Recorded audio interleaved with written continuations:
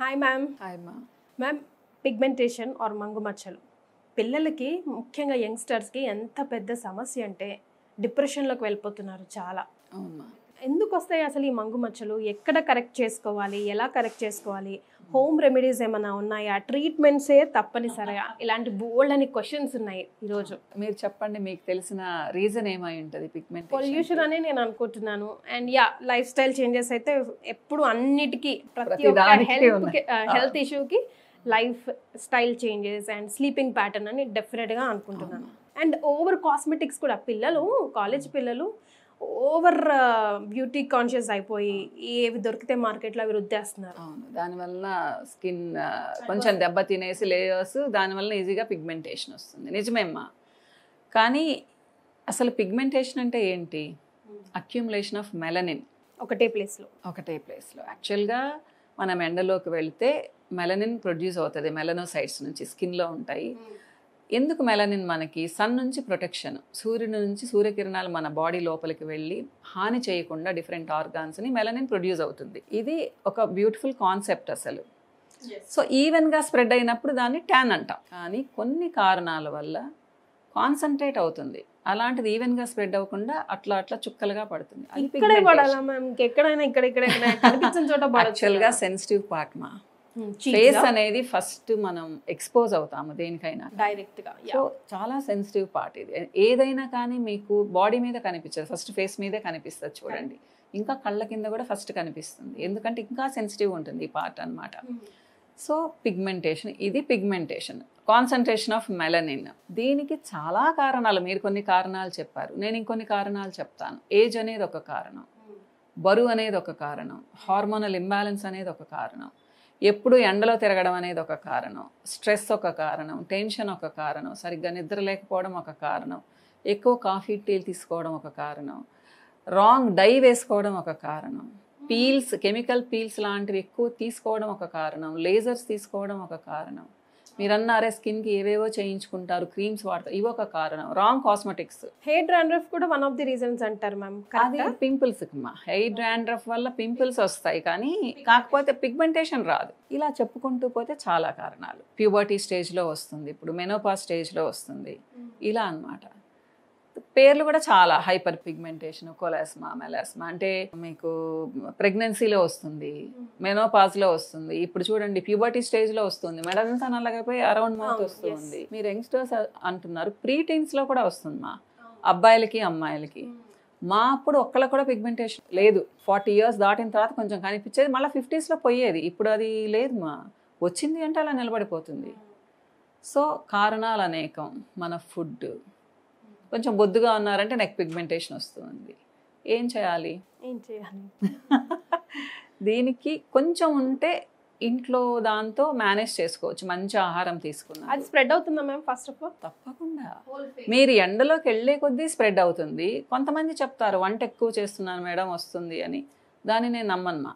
వంట చేసే వాళ్ళందరికీ రావాలి కదా మరి, వస్తే వంట వల్ల నాకు తెలిసి పిగ్మెంటేషన్ ఎక్కువ అవ్వదు. కానీ మరీ కట్టెల పొయ్యి దగ్గరుండి ఎప్పుడు వేడిగా ఉంటే కొంచెం ఎక్కువయ్యే అవకాశం ఉంది, కానీ మనం చేసే చిన్న చిన్న వంటలు గ్యాస్ స్టవ్ల మీద చేస్తే అవ్వదు. ఇకపోతే మెయిన్ అన్నిటికంటే ఏంటి అంటే, ఈ రోజుల్లో నేను గమనించింది, మీరు అన్నారు యంగ్స్టర్స్కి 60%కి పీసీఓడి కానీ, థైరాయిడ్ కానీ, ఈస్ట్రోజన్ ఇంబ్యాలెన్స్ లేదా టెస్టోస్టిరాన్స్ ఎక్కువ ఉండడం, మేల్ హార్మోన్ ఎక్కువ ఉండడం. సో ఇది హార్మోనల్ ఇంబ్యాలెన్స్. ఎందుకు వస్తుంది? స్ట్రెస్తో వస్తుంది. నైట్ షిఫ్ట్ చేసుకునే వాళ్ళకి తప్పకుండా వస్తుంది. నైట్ షిఫ్ట్లు ఎవరైతే చేస్తున్నారో వాళ్ళకి పిగ్మెంటేషన్ చాలా ఈజీగా వచ్చే అవకాశం ఉందమ్మా. తర్వాత ఇప్పుడు కొంచెం ఎండలో తిరగాల్సి వస్తుంది. ఇప్పుడు రియల్ ఎస్టేట్లో ఉన్నారు జాబ్ చేసుకునే వాళ్ళు, లేదా ట్రావెల్ చేస్తారు 1 hour బస్సులో, ఒక ఆఫీస్కి వెళ్ళడానికో ఒక కాలేజ్కి వెళ్ళడానికో, వీళ్ళకి ఈజీగా వచ్చే అవకాశం ఉంటుంది. నీళ్లు తక్కువ తాగే వాళ్ళకి వస్తుంది, ఎందుకంటే హైడ్రేషన్ లేక స్కిన్ డ్రైగా ఉన్నప్పుడు అన్ని ప్రాబ్లమ్స్ వస్తాయి స్కిన్కి. ఎవరైతే మంచి ఫుడ్ తీసుకోరో, ప్రోటీన్ లెవెల్స్ కరెక్ట్గా ఉండవో వాళ్ళకు వస్తుంది. ఇలా కొన్ని కారణాలు.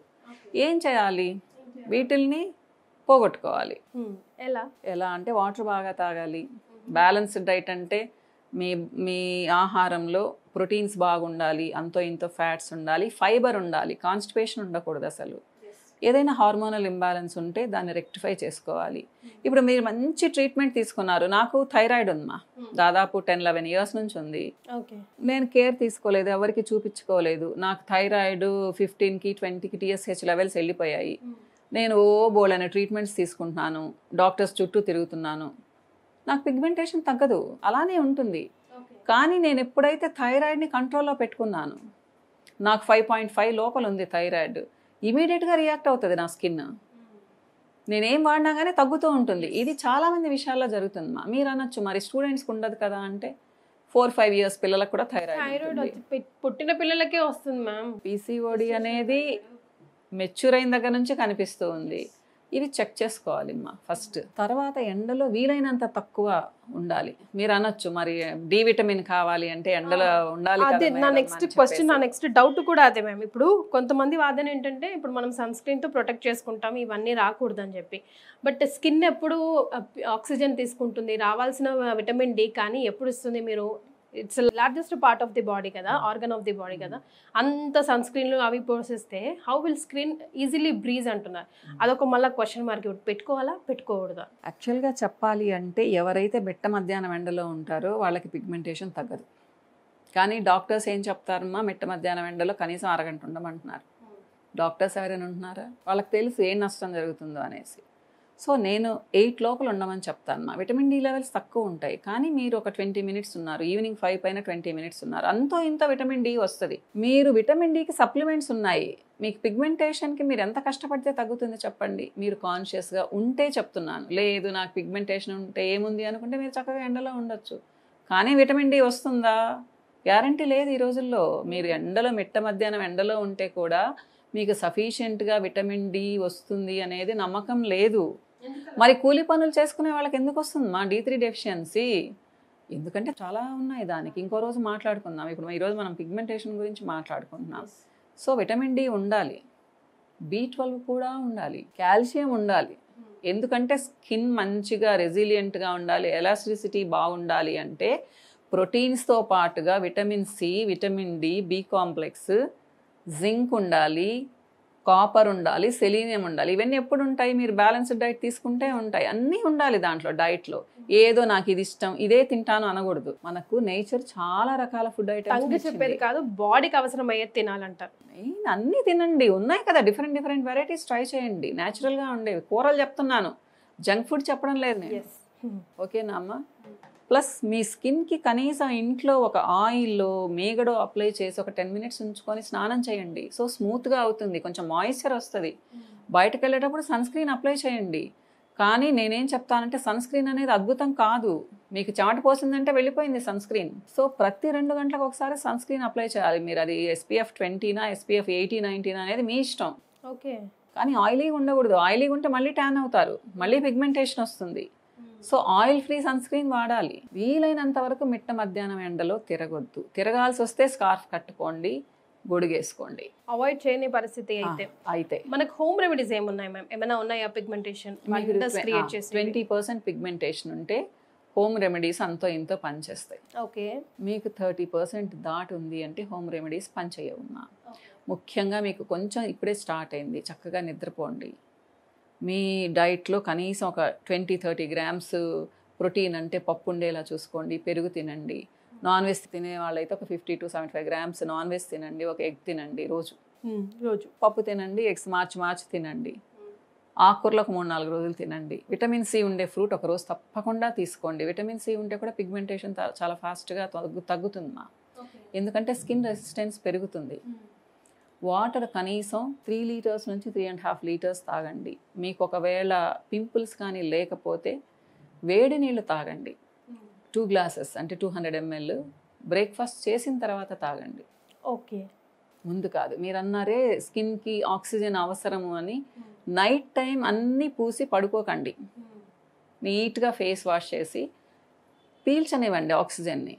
మన స్కిన్ కూడా ఆక్సిజన్ని పీల్చుకుంటుంది. చాలా పెద్ద ఆర్గాన్, ఆక్సిజన్ పీల్చుకుంటుంది నైట్ అంతా. కాబట్టి ఫ్రెష్గా స్నానం చేసి ఏం అప్లై చేయొద్దు నైట్ టైం.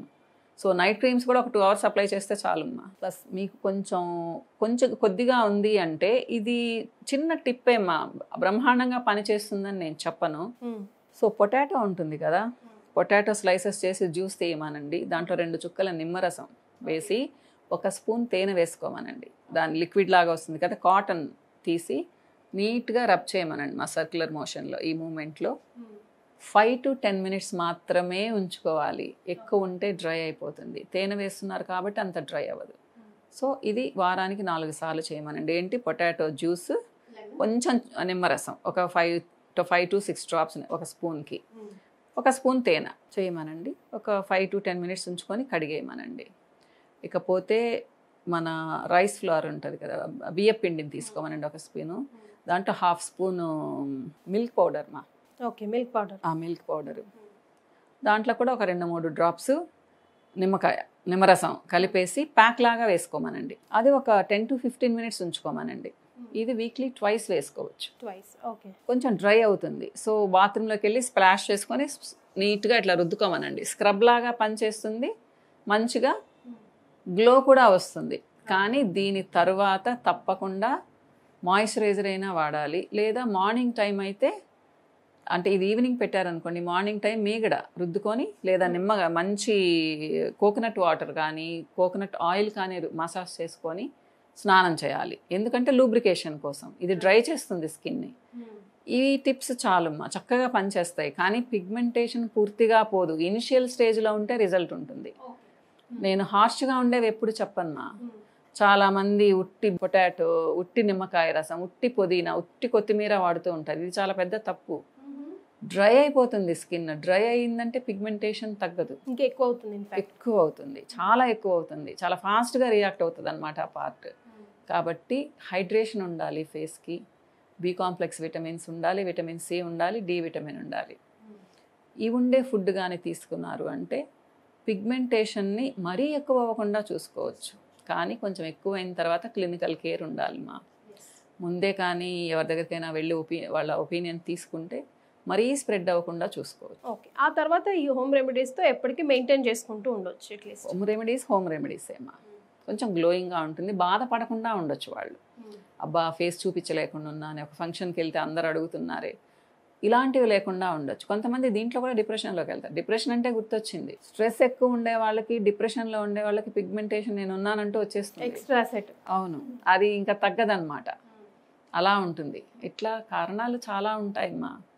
అందుకని ఒక్కసారి కలవమని చెప్తాను కీర్తి. నేను ఎప్పుడైనా ఏదైనా ఉన్నప్పుడు ఒకసారి కలిస్తే వాళ్ళ స్టేటస్ ఏంటి, ఫిజికల్ అండ్ మెంటల్ స్టేటస్ ఏంటి, దాన్ని బట్టి మనం చెప్పొచ్చు అనమాట. సో బెస్ట్ హ్యాండ్స్లో పడాలి ఫస్ట్. ముందు డిప్రెషన్లోకి వెళ్ళకుండా సమస్య ఎక్కడుంది వెతుక్కొని ఆన్సర్ చేస్తే మీలాంటి వాళ్ళ చేతుల్లో పడితే బెస్ట్ రిజల్ట్స్ వస్తాయి. చాలా మంది ఉన్నారు మా, చిన్న చిన్న విషయాలకి డిప్రెషన్లోకి వెళ్ళాల్సిన అవసరం లేదు అంటాను. ఒకప్పుడు ఇంత పిగ్మెంటేషన్ లేదే, ఇప్పుడు ఎందుకు వస్తుందమ్మా? ఇప్పుడు మా జనరేషన్ వాళ్ళకి ఎంతమందికి ఉంటుంది చెప్పండి. నాకు థైరాయిడ్ ఉంది, నేను కంట్రోల్లో పెట్టుకుంటాను. మీరు అనొచ్చు మీ చేతుల్లో ఉంది మేడం, కంట్రోల్లో పెట్టుకుంటారు అని. నేను అలానే సజెషన్ ఇస్తాను వేరే వాళ్ళకు కూడా. ట్రీట్మెంట్ అంటే ఎప్పుడు నా దగ్గరకు వచ్చి ఫేషియల్స్ చేయించుకోండి అని చెప్పను నేను. ఇంట్లో ఇలా డైట్ తీసుకోండి, ఈ ప్రోడక్ట్స్ వాడండి. అసలు ఏం వాడకుండా ఉంటే ఎలా తగ్గుతుంది కదా ఏదైనా కానీ. సో ఏదైనా ముందు ట్రై చేయాలి కదా, రిజల్ట్ కావడానికి ఇంట్రెస్ట్ ఉండాలి మా. దాన్ని పోగొట్టుకోవాలని ఇంట్రెస్ట్ ఉండాలి, బాధపడకూడదు. ఇప్పుడు ఒక ఫంక్షన్కి వెళ్తే వెళ్ళలేకపోతున్నానని బాధపడుతున్నారు. సో మీరు దాన్ని పోగొట్టుకొని చక్కగా కలవండి అందరితో. లేదా ఏంటి పిగ్మెంటేషన్ అంటే ఏమైంది, అది పోతుంది అని చెప్పండి. అది చెప్పగలిగే ధైర్యం ఉండాలి. అలాంటప్పుడు బాధపడాల్సిన అవసరమే లేదు కదా. Thank you so much for joining ma'am.